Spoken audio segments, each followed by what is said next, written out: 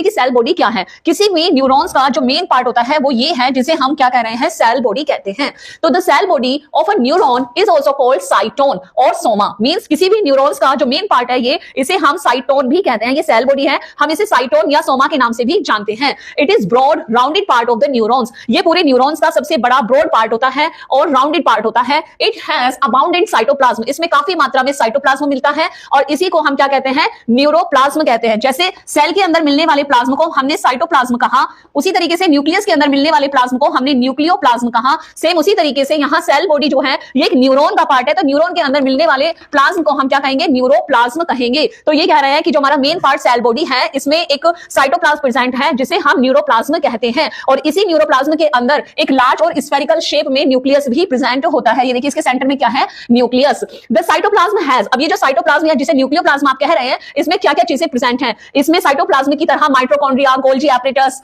Neuro fibrils, ठीक है, neurotubules and spherical granules इसमें प्रेजेंट होते हैं। तो ये सेल बॉडी है। सेल बॉडी के अंदर जो फ्लूइड है उसको हमने कहा न्यूरोप्लाज्म। न्यूरोप्लाज्म में स्फेरिकल राउंड आपके पास न्यूक्लियस है। इसके अलावा cell organelles like mitochondria, Golgi apparatus, neurofibrils present है। और जो सबसे मेन है वो है इसमें न्यूक्लियस के पास प्रेजेंट ये ग्रेन्यूल्स, जिसे साइंटिस्ट निसेल ने डिस्कवर किया था और उन्हीं के नाम पे इनका नाम पड़ा हुआ है, निसेल ग्रेन्यूल्स। ठीक है, अब ये जो निसेल ग्रेन्यूल्स होते हैं are characteristics of nerve cells, यानी किसी भी नर्व सेल्स में ये उसका बहुत ही इंपॉर्टेंट कैरेक्टरिस्टिक फीचर है कि किसी भी नर्व सेल्स में आपको निसेल ग्रेन्यूल्स देखने को मिलते ही हैं। ठीक है, centrioles are however absent in neurons. बेटा ये भी ध्यान देने वाली बात है कि जितने भी नर्व सेल्स से न्यूरॉन्स होती हैं इनमें सेंट्रियोल्स नहीं होती, सेंट्रियोल हमेशा इनमें एब्सेंट होती है। सेंट्रियोल्स का सेल डिवीजन में बहुत ही इंपॉर्टेंट रोल प्ले होता है। मींस जब भी कोई सेल डिवाइड करती है तो डिवीजन से पहले न्यूक्लियर डिवीजन होता है और न्यूक्लियर डिवीजन जब होता है तो सबसे पहले सेंट्रियोल डिवाइड होती है। जब सेंट्रियोल डिवीजन करके अपोजिट पोल पे मूव करती है तो न्यूक्लियर डिवीजन के चांसेस वहां पे स्टार्ट होती हैं। लेकिन नर्व सेल्स के पास क्या है, न्यूरॉन्स के अंदर कभी भी सेंट्रियोल्स होता ही नहीं है। इसीलिए कहा जाता है कि जितने number of neurons at the time of birth होते हैं